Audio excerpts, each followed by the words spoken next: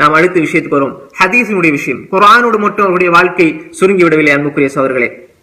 ஹதீஸினுடைய விஷயத்தை எடுத்துக்கொண்டால் ஹதீஸ் அப்துல்லாஹ் இப்னு மஸ்ஊத் ரலியல்லாஹு அன்ஹு, உமர் இப்னு கத்தாப் ரலியல்லாஹு அன்ஹு, அதே போல சாத் இப்னு முஆஸ், சஃப்வான் இப்னு அஸ்ஸால் இவங்ககிட்ட எல்லாம் ஹதீஸ் அவங்க அறிவிச்சிருக்கிறார்கள். அவர்கிட்ட இருந்தெல்லாம் ஹதீஸ் ரிவாயத் செய்திருக்கிறார்கள். அதே போன்று அப்துல்லாஹ் இப்னு மஸ்ஊத் ரலியல்லாஹு அன்ஹு இடத்துல இந்த ரிவாயத் செய்தவர்கள் ஏராளம். அதை நம்ம இப்ப சொல்ல முடியாது. அது ஒரு பெரிய பட்டியல் இருக்குது. அப்துல்லாஹ் இப்னு மஸ்ஊத் ரலியல்லாஹு அன்ஹு படிச்சவங்க, அவங்களோட ஹதீஸ்ல ரிவாயத் செஞ்சவங்க பெரிய பட்டியல். அதே போல இமாம் புகாரி முஸ்லிம் ரஹிமஹுல்லாஹ் அவர்கள் தனது சஹீஹ்ல இமாம் புகாரி முஸ்லிம் பதிவு செய்திருக்கிறார்கள். 64 ஹதீஸ்களை அப்துல்லாஹ் இப்னு மஸ்ஊத் ரலியல்லாஹு அன்ஹு ஹதீஸா பதிவு செய்திருக்கிறார்கள். 64 ஹதீஸ்கள் புகாரிலே முஸ்லிமிலேயும் வருது அப்துல்லாஹ் இப்னு மஸ்ஊத் ரலியல்லாஹு அன்ஹு ஹதீஸ். அதே மாதிரி இமாம் புகாரி மட்டும் 21 ஹதீஸ் அறிவிச்சிருக்கிறார் தனியே. முஸ்லிம் 35 ஹதீஸ் அறிவிச்சிருக்கிறார். அதே போன்று பக்கீ இப்னு மஹ்லத், முஸ்னத் பக்கீ இப்னு மஹ்லத், நான் ஏற்கனவே உங்களுக்கு சொன்னேன், அது மிக பிரபல்யமான பிரம்மாண்டமான முஸ்னதுகளிலே மிகப்பெரிய முஸ்னத். சஹாபாக்களுடைய அந்த பெயரின் அடிப்படையில என்ன செய்வாங்க, அபூபக்கர் அவருடைய ஹதீஸ் எல்லாமே ஃபுல்லா வரும். அந்த பக்கீ இப்னு மஹ்லத் உடைய முஸ்னதுல முக்கர்ரர் ஹதீஸ் திருப்பி திருப்பி வரும். அறிவிப்பாளர் வரிசை கூட கூட ஹதீஸுடைய எண்ணிக்கை கூடும். அதெல்லாம் ஒரு விரிவான பகுதி.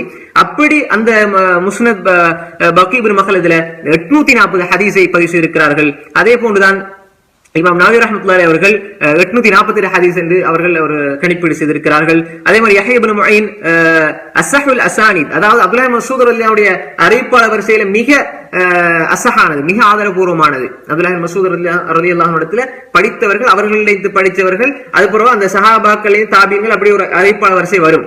அது குறைஞ்சது 3க்கும் ஆக கூட்டம் 9 பேர் இருப்பாங்க. ஹதீஸுக்கும் அந்த ஹதீஸினுடைய மைய கருத்துக்கும் குறித்த அந்த இமாமுக்கும் இடையில. அதுல மிக அசஹான, மிக ஆதரவுபூர்வமான அறிவிப்பாளர் வரிசையாக மா ரவா அன் இப்னு மஸ்ஊத் ரலியல்லாஹு அன்ஹு, மா ரவாஹுல் அஅமஷ் அன் இப்ராஹிம் அன் அல்கமா அன் இப்னு மஸ்ஊத், இந்த இதைத்தான் அவர்கள் சொல்லியிருக்கிறார்கள்.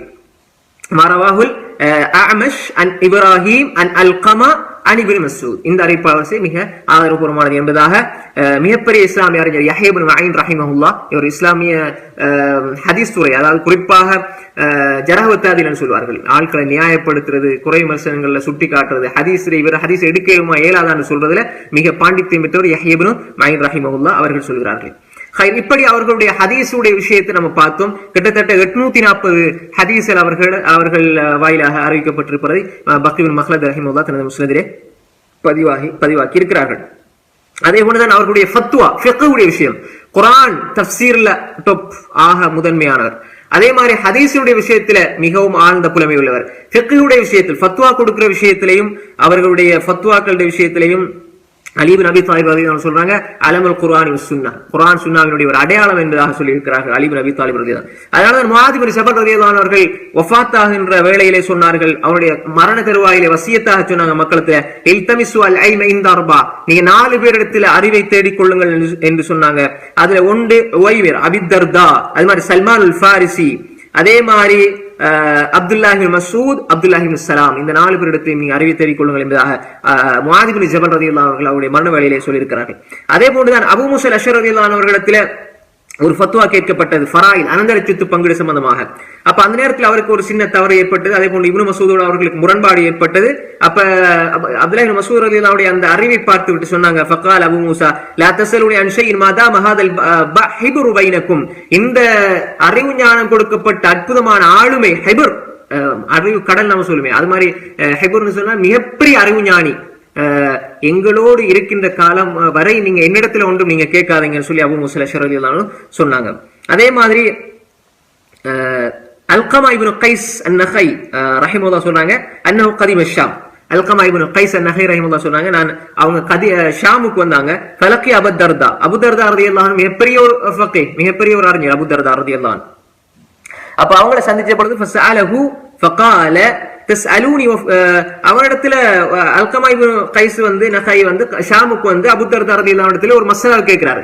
மஸ்அலாவை கேட்ட உடனே, ஃபத்வா ஒரு மார்க்க சம்பந்தப்பட்ட ஒரு சட்டத்தை கேட்ட பொழுது ஃபகால அபூ தர்தா ரலியல்லாஹு அன்ஹு சொன்னாங்க, தஸ்அலூனி, நீங்க என்னட்ட கேள்வி கேட்கிறீங்க, என்கிட்ட நீங்க கேள்வி கேட்கிறீங்களா, வஃபீக்கும் அப்துல்லாஹ் இப்னு மஸ்ஊத், அப்துல்லாஹ் இப்னு மஸ்ஊத உங்ககிட்ட வச்சுட்டு நீங்க என்னிடமா கேள்வி கேட்கிறீர்கள் என்று மிக ஒரு அவருக்கு உணர்த்துகிறார். அப்துல்லாஹ் இப்னு மஸ்ஊத் யார், அப்துல்லாஹ் இப்னு மஸ்ஊத் யார் என்பதை உணர்த்துகிறார். அப்துல்லாஹ் இப்னு மஸ்ஊத உங்ககிட்ட வச்சுட்டு என்னட்ட கேட்கிறீங்களாப்பான்னு சொல்லி ஏளனமாக அவருக்கு சுட்டி காட்டுகிறார்கள். என்னை விட எவ்வளவு பெரிய அறிஞர் அப்துல்லாஹ் இப்னு மஸ்ஊத் என்பதை அவர்கள் சுட்டி காட்டுவதை நாங்கள் பார்க்கிறோம். அதே போன்றுதான் இமாம் இப்னு கைம் அல் ஜௌசியா ரஹிமஹுல்லாஹ் அவர்கள் அவருடைய புத்தகம் யாலாமுல் முவக்கின் இருக்கிறது. அதே மாதிரி நிறைய அந்த அறிஞர்கள் குறித்து எழுதுகின்ற புத்தகங்கள் நிறைய இருக்கிறது. அதுல குறிப்பா இப்னு கைம் அல் ஜௌசியா ரஹிமஹுல்லாஹ் அவர்கள் சொல்வார்கள் அப்படின்னா, அப்துல்லாஹ் இப்னு மஸ்ஊத் வாஹித மினல் முக்ஸிரீன மினஸ் ஸஹாபா ஃபி ஃபுத்யா, ஃபத்வாவுடைய விஷயத்தை அதிகமாக மக்கள் மத்தியில பிரபலியமானவர், தீர்ப்பு கொடுக்கக்கூடியவர், அதிகமாக ஃபத்வாக்களுடைய விஷயத்துல முன்னின்று செயல்பட்ட ஒரு மிகப்பெரிய ஞானி அறிஞர் அப்துல்லாஹ் இப்னு மஸ்ஊத் என்பதாக இமாம் இப்னு கைம் அல் ஜௌசியா ரஹிமஹுல்லாஹ் இப்னு தைமியாவுடைய ரஹிமஹுல்லாஹ் அவருடைய மாணவர் சொல்கிறார்கள். அதே போன்றுதான் இப்படி அப்படி நீண்டு கொண்டே அது செல்கிறது. இப்படி அந்த அறிஞர்கள் சஹாபாக்கள் தாபியங்கள் சொல்ற விஷயங்கள் அப்ப எடுத்தாலே நிறைய விஷயங்கள் அப்படி அது வந்து கொண்டே இருக்கும். மிக சுருக்கம் அடுத்த விஷயத்தை நம்ம பார்ப்போம். அப்துல்லாஹ் இப்னு மஸ்ஊத் ரலியல்லாஹு அன்ஹு அவர்கள் பொதுவா வந்து எல்லா விஷயத்திலுமே அப்துல்லாஹ் இப்னு மஸ்ஊத் ரலியல்லாஹு அன்ஹு, உமர் இப்னு கத்தாப் ரலியல்லாஹு அன்ஹு அவருடைய தீர்ப்புகள் எல்லாம் கிட்டத்தட்ட ஒன்றுபட்டு தான் இருக்கும். அதனாலதான் ஷாபி ரஹிமஹுல்லாஹ் சொல்றாங்க எப்படின்றால், ஷாபி ரஹிமஹுல்லாஹ் சொல்றாங்க அப்படின்னா, தலாகத்துன் இஸ்தஃப்தி பாதுஹும் மின் பாத், சஹாபாக்கள்ல சிலர் 3 பேர் இருக்கிறாங்க, அவங்களுக்குள்ளே ஃபத்வா கேட்டுக்கொள்வாங்க. ஏன்னா அவங்களுடைய அந்த அப்படியே நேச்சர், அவங்களுடைய என்ன சொல்ற இயல்புலேயே அவங்களோட அந்த குணாதிசயம் ஒத்தி இருக்கும். அதுல 3 பேர் யார் என்றால் உமர் கத்தாப் ரலியல்லாஹு அன்ஹு அவங்க, அப்துல்லாஹ் இப்னு மஸ்ஊத் ரலியல்லாஹு அன்ஹு, ஸைத் இப்னு சாபித். இந்த 3 பேருக்கும் ஒரு வகையான அவங்க 3 பேரும் தங்களுக்குள்ள ஒரு மஷூரா பண்ணுவாங்க, கேள்விகள் கேட்டுக்கொள்வாங்க, ஃபத்வாக்கள் கேட்டுக்கொள்வாங்க. அப்படி 3 பேர். அதே மாதிரி இன்னும் 3 பேர் இருக்கிறாங்க, அலி இப்னு அபி தாலிப், உபய் இப்னு கஅப், அபூ முஸா அஷ்அரி ரலியல்லாஹு அன்ஹு. அவங்க 3 பேரும் என்ன செய்வாங்க, அவங்களோட நேச்சர், அவங்களுடைய இயல்பு எல்லாம் ஒத்துப்போம் என்பதை இமாம் ஷாபி ரஹிமஹுல்லாஹ் அவர்கள் பதிவு இருக்கிறார்கள்.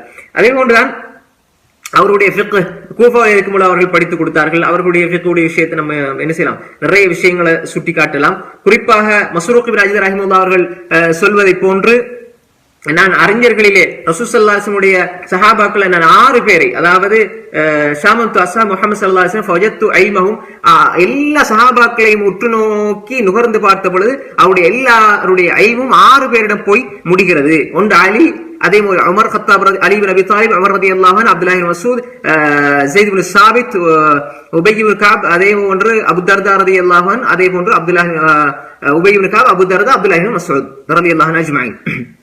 அப்ப இந்த 6 பேரிடம் போய் என்ன செய்து ஐம் போய் சேருவது என்பதாக அவர்கள் சொல்லிவிட்டு சொல்றாங்க, அவர்களுடைய இந்த 6 பேருடைய ஐமும் அப்துல்லாஹ் இப்னு மஸ்ஊத், அலி இப்னு அபி தாலிப் ரலியல்லாஹு அன்ஹு போய் சேர்கிறது என்பதாக மஸ்ரூக் இப்னு அஜீத் ரஹிமஹுல்லாஹ் அவர்கள் சொல்கிறார்கள். திரும்ப பாருங்க, அலி ரலியல்லாஹு அன்ஹு, உமர் ரலியல்லாஹு அன்ஹு, அப்துல்லாஹ் இப்னு மஸ்ஊத் ரலியல்லாஹு அன்ஹு, ஸைத் இப்னு சாபித் ரலியல்லாஹு அன்ஹு, உபய் இப்னு கஅப் ரலியல்லாஹு அன்ஹு, அபூ தர்தா ரலியல்லாஹு அன்ஹு, இவங்க 6 பேருடைய ஐமும் அலி, அப்துல்லாஹ் இப்னு மஸ்ஊத் ரலியல்லாஹு அன்ஹு போய் சேருகிறது என்பதாக மஸ்ரூக் இப்னு அஜீத் ரஹிமஹுல்லாஹ் அவர்கள் சொல்கிறார்கள். இப்படி ஒவ்வொருத்தருக்கும் பல அபிப்பிராயங்கள் இருக்கும். ஆனால் சஹாபாக்கள் நம்ம இப்படி பார்க்கலாம். ஆனால் உண்மையிலேயே அறிஞர்கள் என்று நாம் பார்க்கின்ற பொழுது அந்த எல்லா வகையிலும் அபூபக்கர், உமர், உஸ்மான், அலி அந்த ஓர்டருக்கு தான் நாம் என்ன செய்யணும், பார்க்க வேண்டும். அது அல்லாமல் பிரத்யேகமான ஒவ்வொரு பகுதியிலும் அவர்களுக்கு அறிவுகள் இருக்கும். அதை வைத்து தாபீன்கள் அவர்களிடம் படித்ததை வைத்து சில கருத்துக்களை சொல்வார்கள். அது ஏற்றுக்கொள்ளப்பட்ட கருத்து. ஆனால் அதுதான் தீர்க்கமான முடிவு என்று நாம் நினைத்துக் கொள்ள கூடாது என்பதை இந்த இடத்தில் நாம் ஞாபகப்படுத்திக் கொள்ள வேண்டும். அதே போன்று அபூ வாயில் ஷகீக் இப்னு ஸலமா ரஹிமஹுல்லாஹ் சொல்கிறார்கள், மா அஜ்லி இப்னு மஸ்ஊத் அஹதன், இப்னு மஸ்ஊதை விட பகரமாக அவருக்கு ஒப்பான ஒருவரை நான் சஹாபாக்கள்கிட்ட பார்க்கல என்று சொல்லி அவரும் சொல்கிறார். وقال ஷாபி ما دخل الكوفة احد من الصحابة انفع علما ولا افقه صاحبا من عبد الله. அதாவது கூஃபாக்குள்ள நுழைந்து இல்ம படிச்சு கொடுக்க வந்தவர்களில் அப்துல்லாஹ் இப்னு மஸ்ஊதை விட மிகப்பெரிய அறிஞரை, மிகப்பெரிய ஒரு ஆளுமையை, மிகப்பெரிய ஒரு அறிவாளியை நான் பார்க்கவில்லை சஹாபாக்கள் என்பதாக ஷாபி ரஹிமஹுல்லாஹ் அவர்கள் சொல்கிறார்கள். இப்படி வரலாறு நீண்டு கொண்டே செல்கிறது. அப்துல்லாஹ் இப்னு மஸ்ஊத் ரலியல்லாஹு அன்ஹு இப்படிப்பட்ட ஒரு மிகப்பெரிய ஒரு வரலாற்று பாரம்பரியமிக்க வாழ்க்கையை இந்த உலகத்திலே வாழ்ந்துவிட்டு கடைசியாக அவர்கள் மரணிக்கிறார்கள். ஹிஜ்ரி, அவர்களுக்கு மதீனாவில் இருக்கும் என்ற பொழுது அவர்களுக்கு நோய்வாய் ஏற்படுகிறது. அவர்கள் ஹிஜ்ரி 32 அவர்கள் வஃபாத் ஆகிறார்கள். ஹிஜ்ரி 32 அவர்கள் வஃபாத் ஆகிறார்கள். கிட்டத்தட்ட அவர்களுக்கு 60 சொச்சம் வயசு அந்த நேரத்தில் இருக்கிறது. 60 சொச்சம் வயசு என்பதைத்தான் வரலாற்றில் பதிவு செய்திருக்கிறார்கள். ஹிஜ்ரி 32ஆம் ஆண்டு அவர்கள் வஃபாத் ஆகிறார்கள். அவர்களுக்கு தொழுவிக்கிறாங்க யாருன்னு சொன்னால் ஜுபைர் இப்னு அவ்வாம் ரலியல்லாஹு அன்ஹு. நான் ஏற்கனவே நம்ம சொன்னோம், ரசூல் ஸல்லல்லாஹு அலைஹி வஸல்லம் வந்து சஹாபாக்களுக்கு மத்தியில உறவை ஏற்படுத்தினார்கள். அப்ப இவர்களுக்கு அப்துல்லாஹ் இப்னு மஸ்ஊத் ரலியல்லாஹு அன்ஹு உறவாக ஏற்படுத்தியவர் ஜுபைர் இப்னு அவ்வாம். எனவே இந்த கருத்து கொஞ்சம் பொருத்தமாக இருக்கிறது. ஜுபைர் இப்னு அவ்வாம் ரலியல்லாஹு அன்ஹு அவர்களை ரசூல் ஸல்லல்லாஹு அலைஹி வஸல்லம் அப்துல்லாஹ் இப்னு மஸ்ஊதுக்கு தோழமையாக ஆக்கினார் என்பது பொருத்தமாக இருக்கிறது. ஜுபைர் இப்னு அவ்வாம் ரலியல்லாஹு அன்ஹு அவர்கள் தான் தொழுவிச்சார்கள். அது அப்துல்லாஹ் இப்னு மஸ்ஊத் ரலியல்லாஹு அன்ஹு வசியத்தின் அடிப்படையிலே அவர்கள் தொழுவித்து அவர்களுடைய கபர் எங்கே அடக்கம் ஜன்னத்துல் பக்கீல உஸ்மான் இப்னு மத்ஊன் ரலியல்லாஹு அன்ஹு கபருக்கு பக்கத்திலே அடக்கம் செய்யப்படுகிறார்கள்.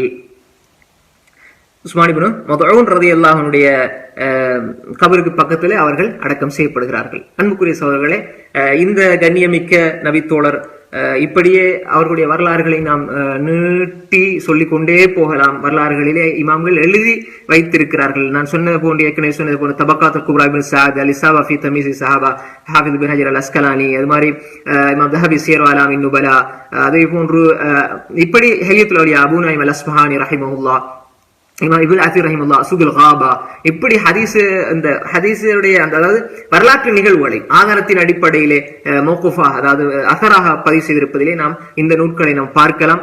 எனவே அவர்கள் ஆழமாக, அகலமாக, விசாலமாக, விரிவாக நம்முடைய அறிஞர்கள் எழுதி வைத்திருக்கிறார்கள். எனவே இப்படிப்பட்ட ஒரு கண்ணியமிக்க நபித்தோழர் ரசூல் ஸல்லல்லாஹு அலைஹி வஸல்லம் அவர்களே அவர்களுடைய குரலை கொண்டு ஆச்சரியப்பட்டு அழுதிருக்கிறார்கள். ரசூல் ஸல்லல்லாஹு அலைஹி வஸல்லம் அவர்கள் குர்ஆனை நீங்கள் இறங்கிய முறைப்படி ஓத வேண்டும் என்றால் அப்துல்லாஹ் இப்னு மஸ்ஊதுடைய கிராத்தில் ஓதுங்கள் என்று சொன்னதே போதும். இவர்களுடைய அறிவுக்கும், இவருடைய ஆளுமைக்கும், இவருடைய நம்பகத்தன்மைக்கும், இவருடைய சிறப்புக்கும் இது ஒன்றே நமக்கு போதும். எனவே ரசூல் ஸல்லல்லாஹு அலைஹி வஸல்லம் வாயினால் கண்ணியப்படுத்தப்பட்ட அப்துல்லாஹ் இப்னு மஸ்ஊதை அல்லாஹ் பொருந்திக் கொள்வானாக, ரலியல்லாஹு அன்ஹு. அந்த பாதையிலே பயணிக்கக்கூடிய நன்மக்களாக அல்லாஹ் என்னையும் உங்களையும் ஆக்கியருள்வானாக. எதை இந்த நபித்தோழரம் இருந்து நாங்கள் படித்தோமோ அதை எங்களுடைய வாழ்க்கையிலே தொடர்ந்து கற்று செயல்படுத்தக்கூடிய நன்மக்களாக அல்லாஹ் என்னையும் உங்களையும் ஆக்கியருள்வானாக. வஆகிரு தஅவானா அனில் ஹம்துலில்லாஹி ரப்பில் ஆலமீன். வஸ்ஸலாமு அலைக்கும் வரஹ்மத்துல்லாஹி வபரகாத்துஹு.